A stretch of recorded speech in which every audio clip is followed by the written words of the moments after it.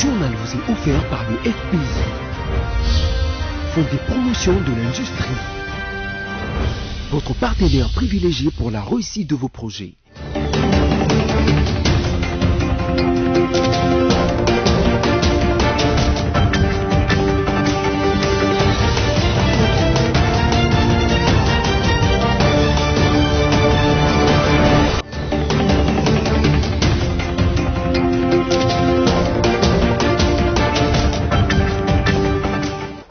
Mesdames, Messieurs, ravi de vous retrouver en ce début de la semaine pour le journal sur BSC TV, dont voici le sommaire. Le chef de l'État Félix-Antoine Tshisekedi Tshilombo engage le gouvernement dans la mise en œuvre des zones économiques spéciales de Maluku. Ceci est l'une des recommandations du Conseil de ministres qu'il a présidé le vendredi 22 août 2020. Cacophonie à l'Union pour la démocratie et le progrès social UDPS entre la direction politique nationale de ce parti présidentiel et sa représentation dite Base Bilanga à Kasumbalesa dans la province du Haut-Katanga. Pour quelles raisons? Éléments de réponse dans ce journal. Délabrement de l'avenue Ouya dans la commune de Kintambo, non loin de la maternité. Cette situation rend difficile la circulation des véhicules et de piétons.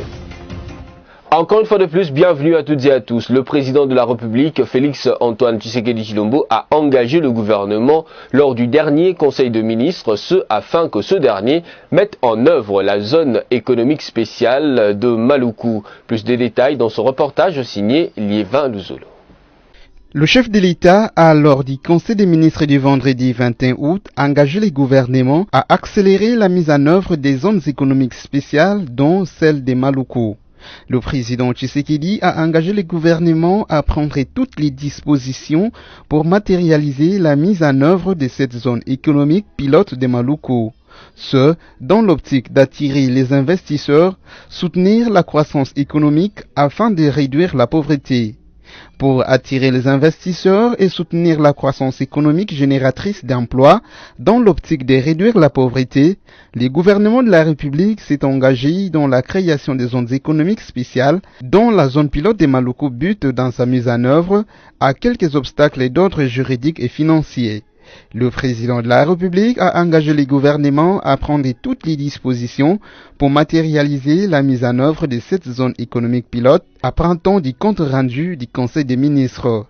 Créé par décret loi numéro 12/021 du 16 juillet 2012, dans le but de promouvoir le développement économique de la ville de Kinshasa et à plus grande échelle, servir de modèle pour l'aménagement des autres zones à travers le pays, la zone économique spéciale de Maluku occupe une étendue de 885 hectares, dont 244 hectares pour la zone pilote. Qu'est-ce que le Congolais devrait savoir au-delà de l'initiative d'un groupe de sénateurs américains qui avait écrit au secrétaire d'État et au Trésor américain au sujet de plusieurs questions concernant la République démocratique du Congo, notamment celle de la corruption. Après la réaction vendredi dernier de la Commission des relations extérieures du Sénat de la RDC à cette initiative des sénateurs américains, la rédaction de BSC TV vous propose cette réflexion. Suivez.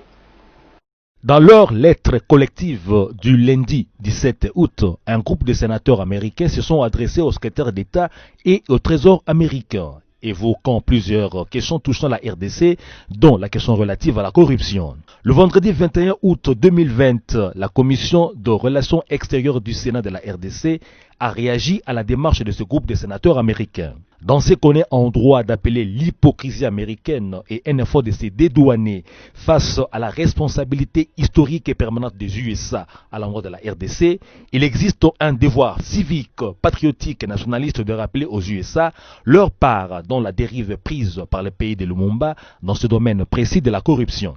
À travers leur politique impérialiste invétérée et notoire, si l'on doit tirer les conséquences de tout ce que les sources crédibles renseignent sur la récente trouvaille stratégique des USA qu'est la révolution des couleurs pour changer les régimes dans les pays du monde, la corruption est méthodiquement et à large échelle utilisée par les USA pour s'assurer le service des intellectuels, des ONG des droits de l'homme, des opposants et des jeunes à travers les mouvements citoyens. Il règne de la pagaille et il se crée des situations confuses dans bien des pays du monde parce que les USA y réalisent de la corruption pour orienter la politique de ces pays dans le sens voulu par l'oncle Sam au profit des intérêts américains. Par ailleurs, Avant et après l'indépendance du Congo, la CIA donnait d'énormes moyens financiers à son chef d'antenne à Kinshasa, Léopold Devlin, pour corrompre les politiques congolais afin d'orienter la politique congolaise et les choses dans le sens voulu par Washington. Mobutu et Kasavubu étaient alors ses principaux clients. Mobutu, lorsqu'il prendra le pouvoir, propagera ensuite la corruption en RDC et les conséquences de sa mauvaise gestion y obligeront la quasi-totalité des aéro-congolais. L'initiative de ce groupe de sénateurs est une façon maligne pour les USA de s'afficher comme des thérapeutes d'un mal qu'ils ont eux-mêmes promis en RDC, s'ils ne visaient pas un agenda caché de neutralisation insidieuse de tous les Congolais du régime passé qui avaient osé résister aux injonctions américaines. La vraie justice, celle qui doit s'opposer à tous, serait d'abord que les USA fassent amende honorable en fait de corruption en RDC et se sanctionnent eux-mêmes avant d'envisager d'encourager la lutte contre la corruption au Congo aux dépens de tous les corrupteurs et corrompus congolais. Pourquoi, quand les USA remettent des dossiers au régime congolais actuel sur les actes de corruption, ils ne remettent pas en même temps des dossiers sur les corruptions qu'eux-mêmes ont pratiquées ou continuent de pratiquer en RDC? La question reste posée, même si nul ne se prévaut de ses propres turpitudes et que l'on sait d'avance avec les fabulistes que la raison et la justice du plus fort ou impérialiste sont toujours les meilleurs. Et puis comme je vous l'ai annoncé au sommaire, cacophonie à l'Union pour la démocratie et le progrès social UDPS entre la direction politique nationale de ce parti présidentiel et sa représentation dite base Bilanga à Kasumbalesa dans la province du Haut-Katanga. À la base de cette rocambolesque affaire de l'imposition de l'UDPS comme autorité institutionnelle dans la province du Haut-Katanga sous le leadership d'un nommé Isaac Tshisekedi, que se passe-t-il au juste? Tentative de réponse dans cet élément de reportage que je vous invite à suivre. Suite au scandale que causent les excès de l'Union pour la démocratie et le progrès social UDPS dans la province du Haut-Katanga, plus particulièrement à Kasumbalesa, la direction politique nationale du parti par son secrétaire général Augustin Kabouya est passée le week-end dernier sur la télévision nationale RTNC pour dénier tout pouvoir au nommé Isaac Tshisekedi et dénoncer toutes ces pratiques. Si M. Tshisekedi, qui prétend être président de l'UDPS Kasumbalesa, est-ce qu'il a un document qui atteste qu'il est président de l'UDPS? Il n'y en a pas. Si ce document-là existait, j'allais le suspendre depuis hier. C'est un usurpateur, je dis bien c'est un usurpateur. Il n'a pas ces pouvoirs-là. Moi-même, on m'a demandé qu'on paye l'avion, qu'une délégation aille là-bas. Et j'ai refusé. J'ai dit, mais comment je peux me déplacer pour quelqu'un qui n'a aucune responsabilité au sein du parti? Ne l'entendant pas de cette oreille, les militants de l'UDPS Base Bilanga ont manifesté ce lundi matin pour protester contre les déclarations de Augustin Kabouya et exiger en même temps sa démission. Nous, l'UDPS Base Bilanga et la population congolaise en entièreté, venons par le présent mémo nous livrer auprès de vous les institutions de l'État afin d'avoir une audience publique avec Augustin Kabouya et nous exigeons sa démission. Enfin, c'est depuis un bon bout de temps que la direction politique de l'UDPS à Kinshasa est en froid avec ses représentations dans le Haut-Katanga, notamment à Lubumbashi et à Kasumbalesa. Ces dernières ont décidé, comme dans une déclaration de l'UDPS Machipicha, le 19 août dernier, de prendre leur autonomie face à la hiérarchie du parti. UDPS,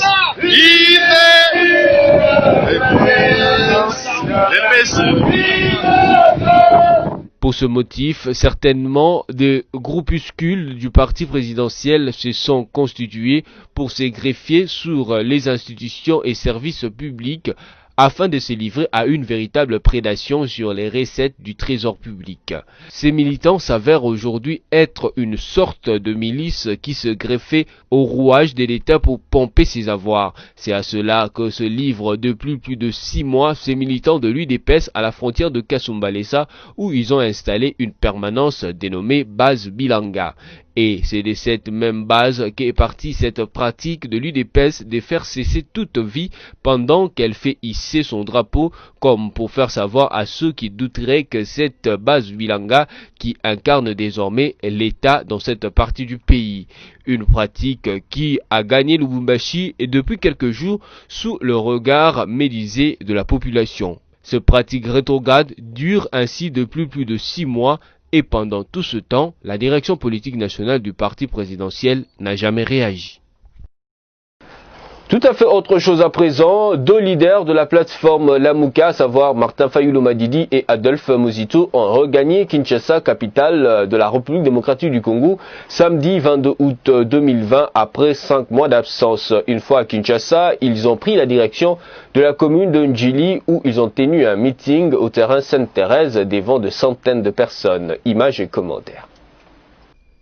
Les 2 leaders de la Mouka, Martin Fayulu et Adolphe Muzito, ont regagné Kinshasa samedi 22 août 2020 après 5 mois d'absence bloqués à l'extérieur du pays par manque de trafic aérien dû à la pandémie de Covid-19. Aussitôt arrivés à l'aéroport international de Njili le week-end dernier, les 2 personnalités se sont rendues dans la commune de Njili à la place Sainte-Thérèse pour un meeting. Devant des milliers de partisans, Martin Fayulu n'a pas manqué de dénoncer la gestion au sommet de l'État et d'attaquer la coalition au pouvoir. Il appelle aussi aux réformes sur la loi électorale et également il voudrait mobiliser la population pour des revendications au Parlement. Et puis, la ministre déléguée en charge de personnes vivant avec handicap, Irène Essambo, a convoqué les responsables des personnes vivant avec handicap le week-end dernier à Kinshasa. Ce pour arrêter des stratégies qui permettront à ces personnes vivant avec handicap d'arrêter avec la mendicité et de s'auto-prendre en charge grâce aux activités économiques. Images et commentaires. J'ai essayé de comprendre un peu les problèmes et dès qu'on a recommencé les activités, je les ai invités hier pour qu'ils viennent, qu'on se consulte. C'était une consultation au fait. Je voudrais que les gens là me disent qu'est-ce qui a fait qu'ils ne peuvent plus faire la traversée vers Congo-Brazza pour continuer leurs activités et qu'est-ce qui fait qu'aujourd'hui nous avons des milliers de personnes vivant avec handicap sur la rue en train de quémander alors que dans notre pays la mendicité c'est une infraction. Et j'ai invité pas seulement les gens de Bichingobila mais également les leaders parce que vous savez parmi ceux qui sont sur les boulevards là et même dans d'autres artères, ils ont toujours des leaders, ils ont toujours des chefs d'équipe. J'ai convoqué les chefs d'équipe et curieusement, vous l'avez remarqué, il y en a qui ont étudié mais qui ont un problème de l'emploi. Ils n'ont pas du travail, ils doivent vivre, ils ont des enfants, ça se comprend, mais maintenant il faut qu'on trouve des solutions. L'objectif numéro 1 est d'abord de trouver une stratégie de sortie. C'est-à-dire comment faire pour qu'ils sortent, ils quittent la rue pour se retrouver dans des endroits un peu valables comme d'autres personnes. La deuxième des choses, c'est de voir avec eux qu'est-ce qu'il faut pour qu'ils reprennent leurs activités au niveau de beach comme avant. Mais là, j'ai compris que les problèmes, c'est au-delà de ce qu'on pensait. On croyait que c'était juste un problème lié aux personnes avec handicap, mais là, il y a d'autres considérations qui concernent la coopération entre les 2 États. C'est comme ça que je suis en train d'étudier avec eux parce que j'ai mis en place une commission composée de quelques membres de mon cabinet et les leaders des personnes vivant avec handicap pour qu'on trouve quelle peut être une solution palliative à ça et qu'est-ce qu'il faut faire pour que nous puissions amener nos frères et sœurs, surtout les sourds et les aveugles qui sont en train de quémander le long des rues, à quitter ces milliers, quitter cette mendicité et intégrer d'autres activités. Et puis cette information d'actualité, le centre interdiocésain de Kinshasa abrite pour une semaine le forum sur la réforme électorale. Initié par l'Université de Liège, ces assises visent à travers un consensus les questions électorales de l'heure qui rongent le pays. Merveille Bavaubay et Généraux Essengo y ont été. Ouverture ce lundi 24 août 2020 au centre interdiocésain de Kinshasa du forum sur les questions concernant la réforme électorale en République démocratique du Congo. C'est le conseiller à l'Union européenne James Mark qui a tenu le discours d'ouverture. Nous sommes très heureux et honorés de représenter l'Union européenne aujourd'hui et de prendre part à cette rencontre inaugurale pour cette semaine consacrée à la question des réformes électorales. Ce sujet des réformes électorales, c'est un peu le yin et le yang de la vie politique d'un pays. Et c'est une question qui suscite partout et en tout temps les passions, mais qui, in fine, doit permettre de déboucher sur des choix de raison. Initié par le professeur Kabomba, en collaboration avec l'Université de Liège, ces assises ont pour mission de dégager un consensus autour de la problématique électorale.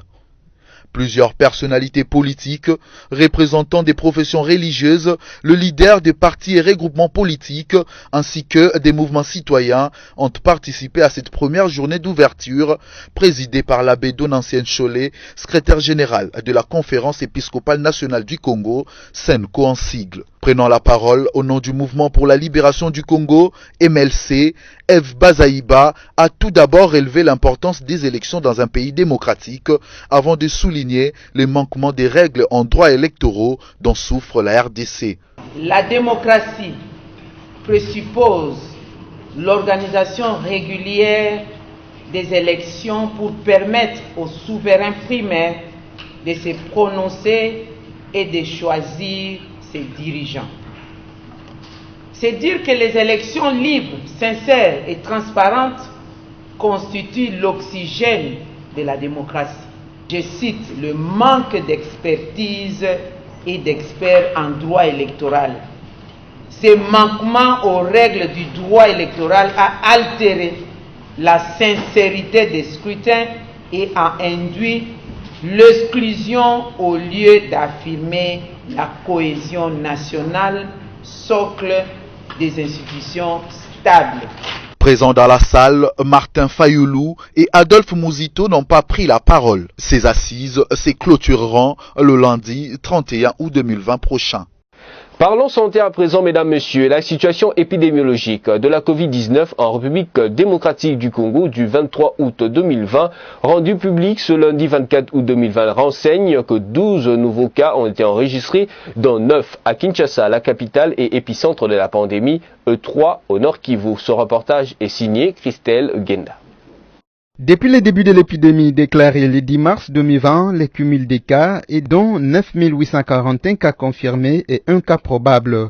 Au total, il y a eu 251 décès, dont 250 cas confirmés et 1 cas probable, et 8 953 personnes guéries. 12 nouveaux cas ont été confirmés la journée de dimanche, dont 9 à Kinshasa et 3 au Nord Kivu. 554 échantillons ont été ainsi testés. Aucun nouveau décès parmi les cas confirmés la journée de dimanche.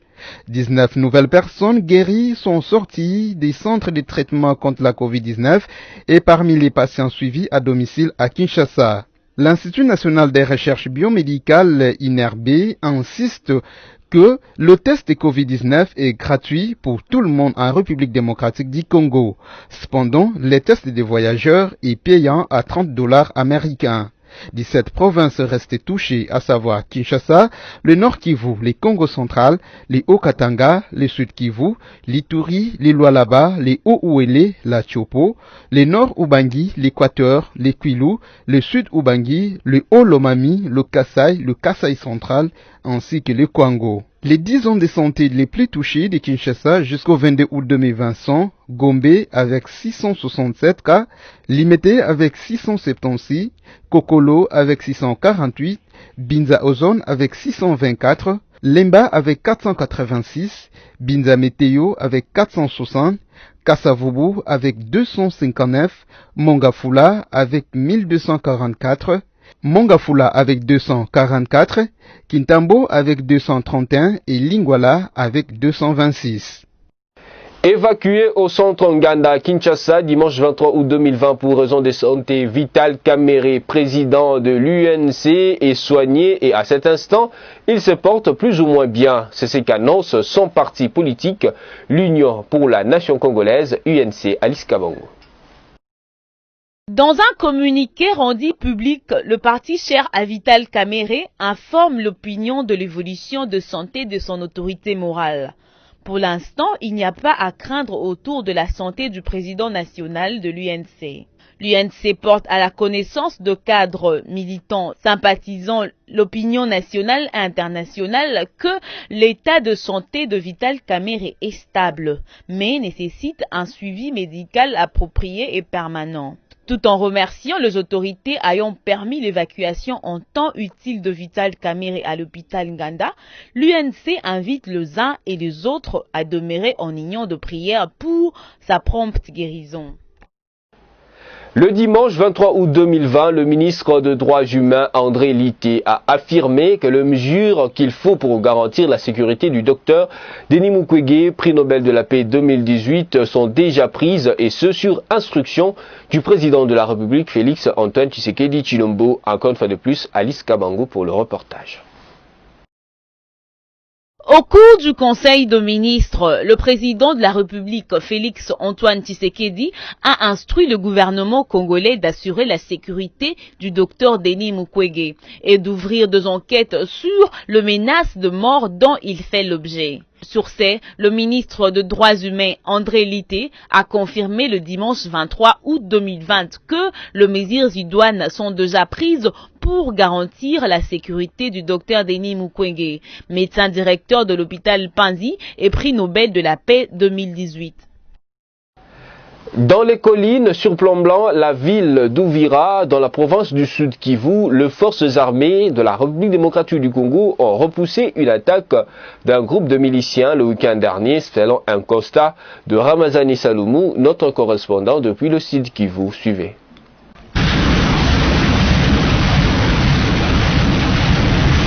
Des affrontements entre l'armée régulière et un groupe armé coalisé aux éléments étrangers des Forces nationales de libération, FNL, sont signalés depuis l'avant-midi des samedi 22 août 2020 dans les collines Siplomba de la ville d'Uvira, précisément à Kitundu. Selon les porte-paroles de l'armée dans cette partie de la province, le capitaine Dieudonné Kassereka, ces rebelles ont voulu déstabiliser la situation sécuritaire dans la ville d'Uvira et ont attaqué plusieurs positions FARDC.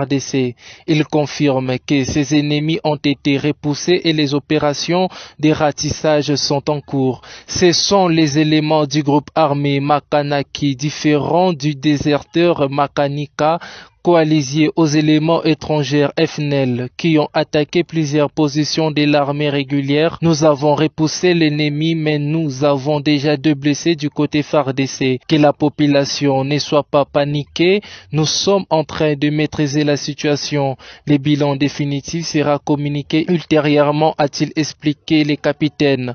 Depuis le matin, une panique s'observe au sein de la population et la circulation a repris un peu plus tard dans l'après-midi au niveau de la ville d'Uvira, confirmant les sources sur place.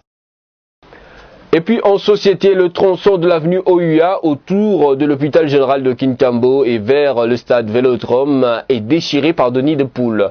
Un état de route qui crée, outre embouteillage, de chamaillerie entre le chauffeur de véhicule. Constat fait par Christelle Genda et Générose Singh. Les nids de poules sont répandus sur l'avenue Oya, tout près de l'hôpital général de Kintambo, pour les usagers de cette route en partance du stade Vélodrome dans la commune de Kintambo. C'est le constat fait le vendredi 21 août 2020. Cette artère crévassée est la voie qui fréquente les taximens, conducteurs des mototaxis communément appelés Wewa et les chauffeurs d'autres véhicules. Les travailleurs de la station des ventes de lubrifiants Total, érigée à côté de l'hôpital général de Kintambo, se plaignent des spectacles désolants créés par les tintamarres des klaxons et les chamailleries entre chauffeurs. Mais il n'y a pas que les travailleurs qui se plaignent. Un habitant du coin a aussi exprimé son mécontentement à ce sujet. Il a demandé aux autorités de réhabiliter ces tronçons routiers, affirmant que la population est dégoûtée et excédée d'assister au quotidien aux scènes écœurantes dues au mauvais état de ces axes routiers reliant les différentes communes. Il revient en dernier ressort aux autorités de la ville de Kinshasa d'entretenir la voirie urbaine, les routes de la capitale. Les retours de la dame pluie s'ajoutent au lot des soucis quotidiens des Kinois. Et puis cette information en bref, avant de poursuivre, Pascal Lissouba, ancien président du Congo-Brazzaville, est décédé ce lundi en France. Il était âgé de 88 ans. Il était au pouvoir de 1992 à 1997. Il était en exil en Europe après avoir été renversé par l'actuel président Denis Sassou Nguesso. Il souffrait notamment de la maladie d'Alzheimer et sa santé était dégradée ces derniers mois. En sport à présent, si vous ne connaissiez que les équipes de football et de basketball masculines du tout-puissant Mazembe, sachez désormais que depuis l'Assemblée générale et élective du samedi 22 août 2020, ce club est devenu un club omnisport, une mutation qui s'accompagne d'une nouvelle mise en place des dirigeants au sein de chaque nouvelle section de ce club louchois. Sami Bosongo nous en parle. Le tout-puissant Mazembe, le club le plus titré de la RDC au niveau tant africain que national, est depuis le samedi 22 août devenu un club omnisport comprenant en son sein les sections football, basketball, volleyball et handball. C'est la majeure retombée de l'Assemblée générale et élective des Corbeaux de Lubumbashi tenue à la date susmentionnée. Autre nouveauté de cette assemblée, l'élection à l'unanimité de Moïse Katumbi comme président de coordination, laissant son ancien poste de président du tout-puissant Mazembe à Malta Forest, élu président de la section football. Ce dernier, avant son élection, était le vice-président de cette section. Malta Forest président, Doni Kabongo secrétaire, François Nkouba secrétaire adjoint, Damien Simbi premier membre, Alain Moukalaï deuxième membre, Juvenal troisième membre. Voilà la composition du comité de la section foot. À se fier à une communication du club, Frédéric Kitenguie sera depuis cette assemblée secrétaire général de coordination. L'élection sera organisée pour compléter les autres membres du comité de coordination dans les prochains jours. Mesdames, Messieurs, vous devez savoir que votre magazine Congo Panorama est déjà disponible à Kinshasa comme dans d'autres pays du monde avec son numéro 37 et une édition spéciale, le Fonds de promotion de l'industrie. Reconnu pour son traitement objectif des informations et ses rubriques variées, Congo Panorama est à retrouver dans tous les kiosques, images et commentaires.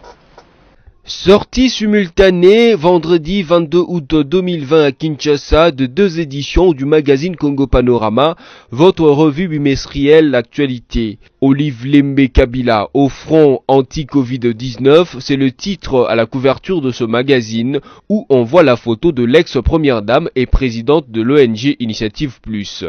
Outre l'édition numéro 37, Congo Panorama vous propose également une édition spéciale Fonds de promotion de l'industrie avec comme titre en couverture Programme des 100 jours et Covid-19, le Fonds de promotion de l'industrie à l'avant-garde. Comme dans sa tradition et fidèle à sa ligne éditoriale fondée sur l'implication de tous les Congolais pour un Congo émergent, Congo Panorama, après la pause des parutions depuis février 2020 pour cause de la Covid-19, a offert à ce nombreux lecteur de toutes les couches sociales, congolais comme étrangers, des informations variées traitées avec le professionnalisme qu'on lui reconnaît. Outre l'éditorial, les rubriques habituelles sont présentes.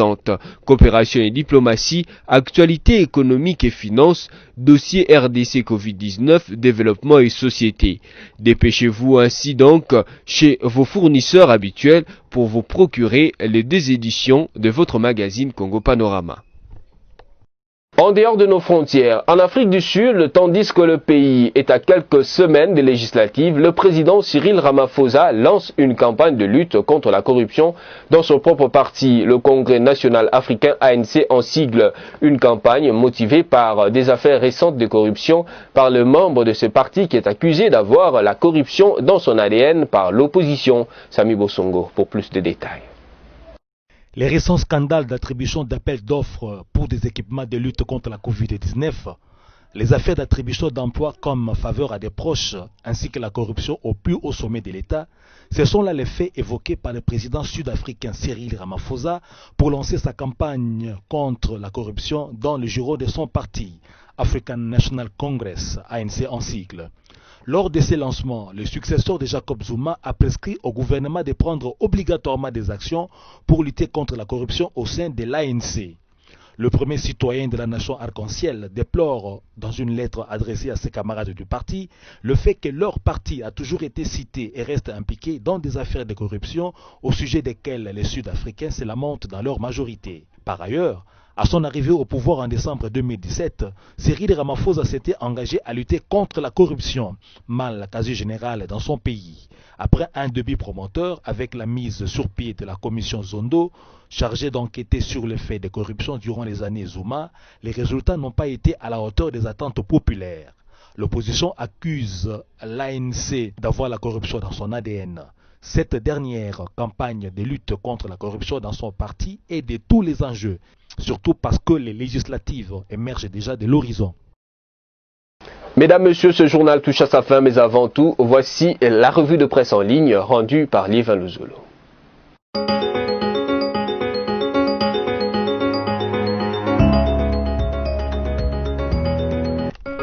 Bienvenue à cette revue de presse en ligne sélectionnée pour vous. Débutons avec actualité.cd qui titre RDC. Pour François Roubota de la DRP, Bati Lukwebo change toujours de camp chaque fois que le pouvoir va d'un autre côté. Le sénateur et président national des regroupements Alliance des forces démocratiques du Congo et alliés AFDCA, Modeste Bati Lukwebo, a accusé dans une interview diffusée sur Top Congo FM les caciques du FCC de l'avoir opposé à Joseph Kabila, autorité morale du FCC. À actualité.cd, François Roubota, président des regroupements politiques Alliance des démocrates pour les renouveaux et les progrès ADRP, E4 du FCC, répond à Modeste Bati Lukwebo. À l'en croire, aucun cacique du FCC n'a fait ce que le sénateur Bati Lukwebo a légué. Personne n'a diabolisé Modeste Bati Lukwebo au sein du FCC. La plupart des hommes politiques congolais manquent la moralité, l'éthique et la constance. Je dois préciser qu'aucun cacique du FCC n'a fait ce que le sénateur Bati Lukwebo a dit.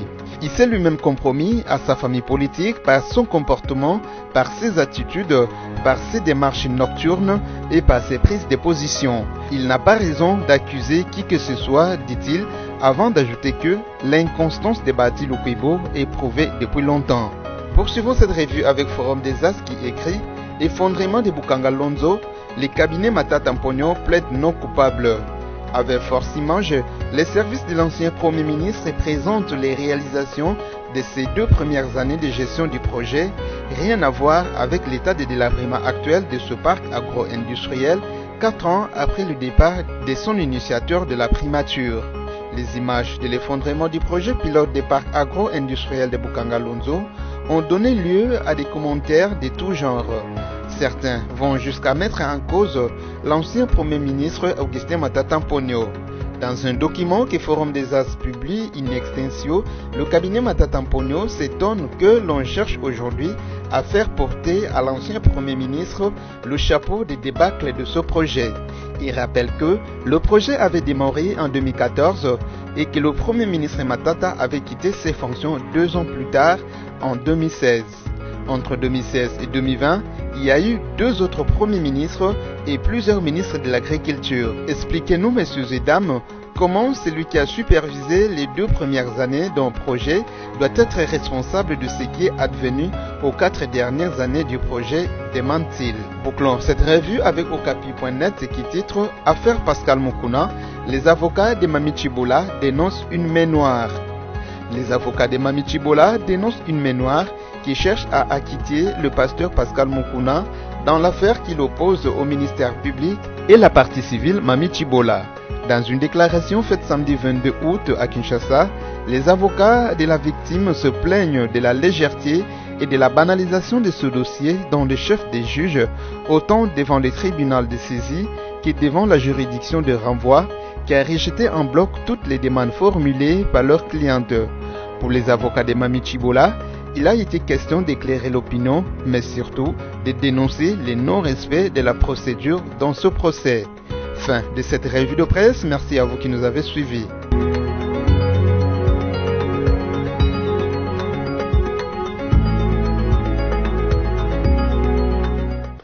Merci à vous d'avoir suivi avec beaucoup d'intérêt cette revue de presse. Place à présent au rappel de principaux titres de ce journal.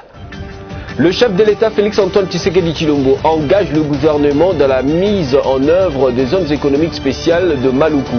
Ceci est l'une des recommandations du Conseil de ministres qu'il a présidé le vendredi 22 août 2020. Cacophonie à l'Union pour la démocratie et le progrès social UDPS entre la direction politique nationale de ce parti présidentiel et sa représentation dite Base Bilanga à Kasumbalesa dans la province du Haut-Katanga. Pour quelles raisons? Éléments de réponse dans ce journal. Délabrement de l'avenue Ouya dans la commune de Kintambo, non loin de la maternité. Cette situation rend difficile la circulation des véhicules et de piétons.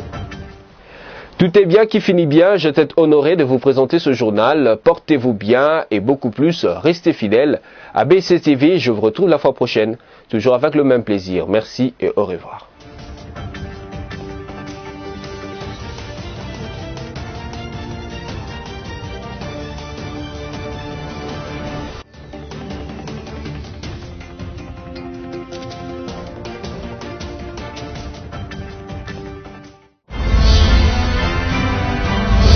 Ce journal vous a été offert par le FPI, Fonds des promotions de l'industrie, votre partenaire privilégié pour la réussite de vos projets.